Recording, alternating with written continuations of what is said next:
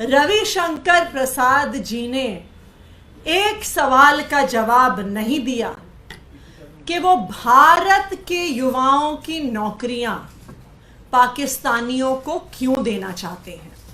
क्योंकि अगर आप उन्हें नौकरी देंगे तो जो नौकरियां हमारे युवाओं को मिलनी चाहिए वो उनके पास जाएंगी, और अगर आप उनको नौकरियां नहीं देंगे और वो अपनी गरीबी की हालत में बने रहे तो वो सड़कों पर घूमेंगे, गुंडागर्दी करेंगे, चोरी चकारी करेंगे। आपके पास नौकरी नहीं है, घर नहीं है, कोई इंतजाम नहीं है, तो आप इन 1.5-2 करोड़ गरीब लोगों को पाकिस्तान से, बांग्लादेश से, अफगानिस्तान से भारत क्यों लाना चाहते हो? क्या वो इसलिए लेके आ रहे हैं कि वो चाहते हैं कि ये 1.5-2 करोड़ लोग उनका वोट बैंक बन जाएं, कि आने वाले चुनावों में इसी वोट बैंक के आधार पर वो चुनाव जीतें? रविशंकर प्रसाद जी ने प्रेस कॉन्फ्रेंस करी। प्रेस कॉन्फ्रेंस में कहा कि अरविंद केजरीवाल जी ने विचित्र वक्तव्य दिया है। प्रेस कॉन्फ्रेंस में कहा कि अरविंद केजरीवाल का तर्क गलत है। प्रेस कॉन्फ्रेंस में कहा कि अरविंद केजरीवाल अलग अलग अजीब अजीब तर्क देते रहते हैं। लेकिन उस पूरी प्रेस कॉन्फ्रेंस में रविशंकर प्रसाद जी ने एक सवाल का जवाब नहीं दिया कि वो भारत के युवाओं की नौकरियां पाकिस्तानियों को क्यों देना चाहते हैं।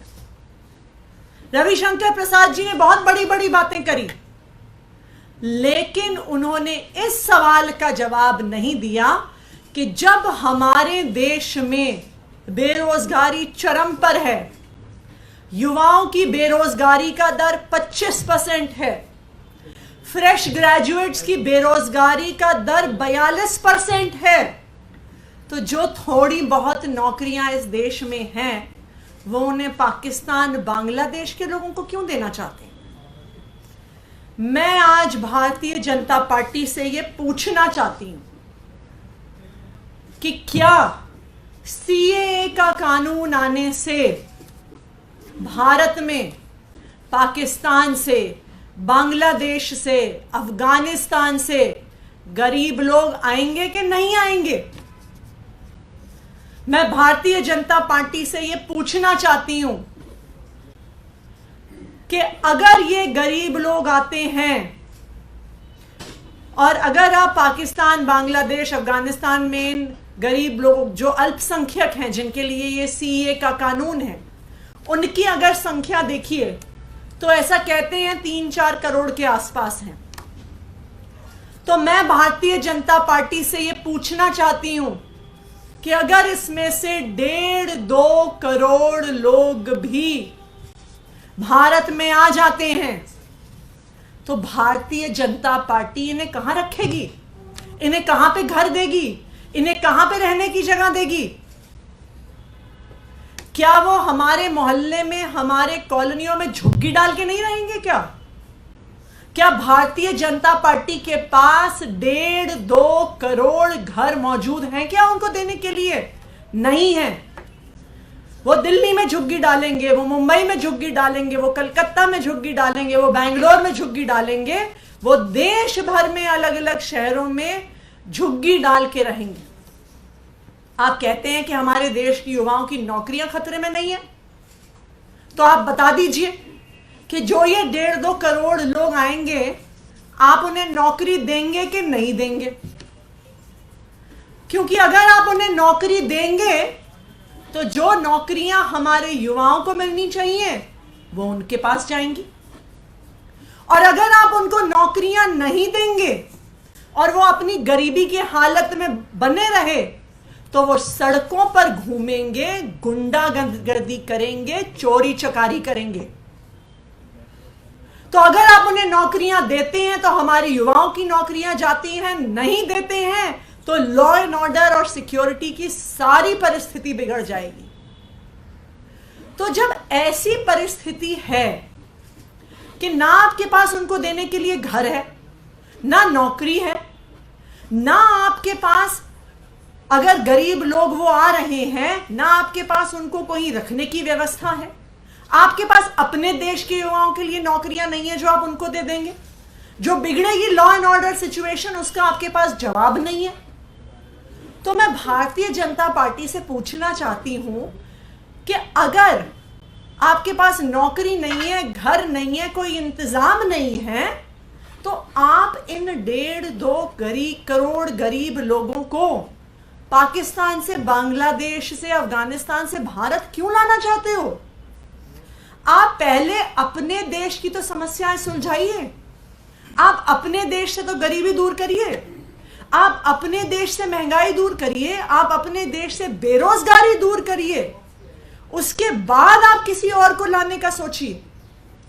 दूसरी बात, आप पूरे दुनिया की इतिहास और राजनीति में देख लीजिए, कोई ऐसा देश नहीं है जो बाकी देशों के गरीब लोगों के लिए अपने दरवाजे खोलता है।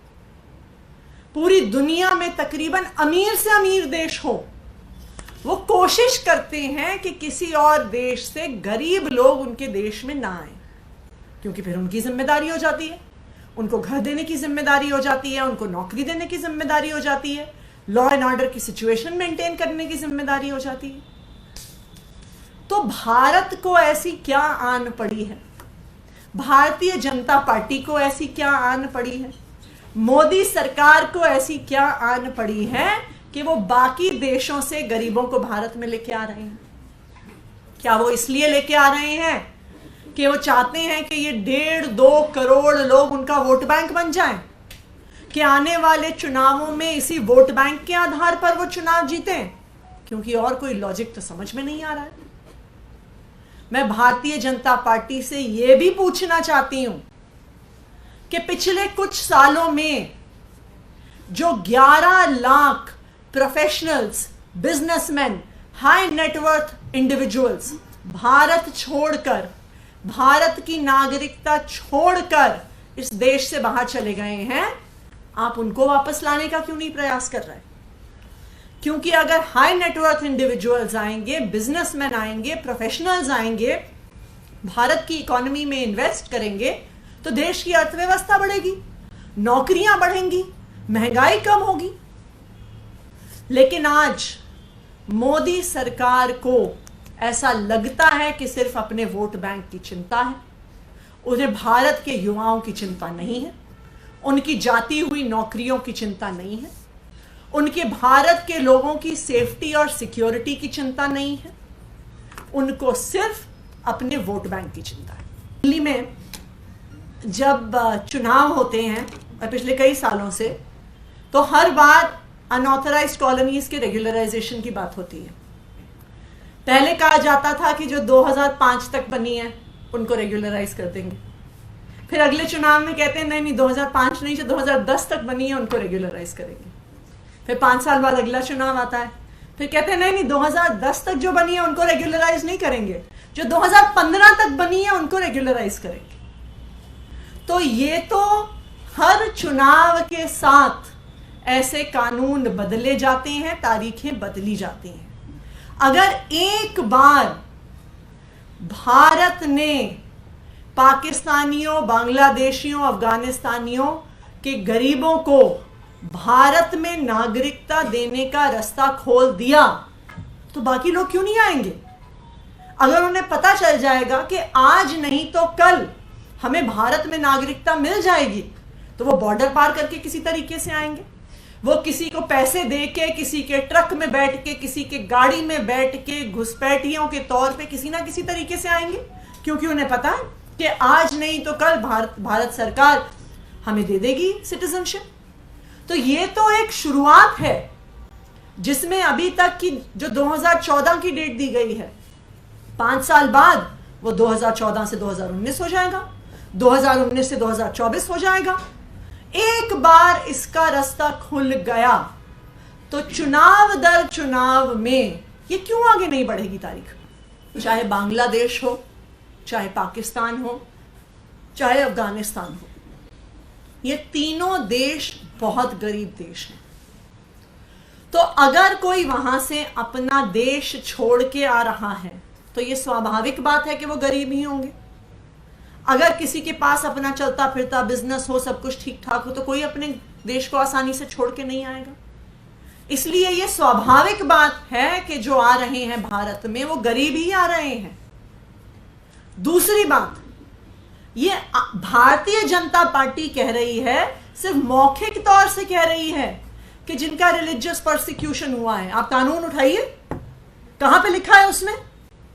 कानून में सिर्फ और सिर्फ ये लिखा है कि जो इन तीनों देशों के अल्पसंख्यक हैं उनको भारत की नागरिकता दी जाएगी।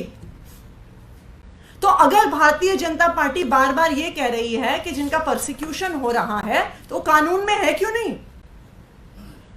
इसका मतलब साफ है कि भारतीय जनता पार्टी सिर्फ अपना वोट बैंक बना रही है। उनको कोई चिंता नहीं है कि हमारे देश के युवाओं का क्या होगा, उनकी नौकरियां कहां जाएंगी। उनको कोई चिंता नहीं है कि आज हमारे देश के बाद लोगों के पास रहने के लिए घर नहीं है, लेकिन वो करोड़ों लोगों को और भारत में एंट्री दे रहे हैं। उनको कोई चिंता नहीं है कि जब हमारी कॉलोनियों में, हमारे मोहल्लों में ये लोग आके अपनी झुग्गियां डालेंगे तो लॉ एंड ऑर्डर और सिक्योरिटी का क्या होगा। लेकिन उसके बावजूद अपनी वोट बैंक की राजनीति के लिए भारतीय जनता पार्टी ये करने को तैयार है। नेशनल दस्तक की आपसे गुजारिश है कि अगर इसको बचाना चाहते हैं तो नेशनल दस्तक को सब्सक्राइब करने के लिए रेड कलर के सब्सक्राइब बटन को दबाएं, फिर बेल आइकन की घंटी दबाएं। नेशनल दस्तक को बचाने के लिए बहुत जरूरी है कि हर खबर को शेयर करें, लाइक करें, कमेंट जरूर करें।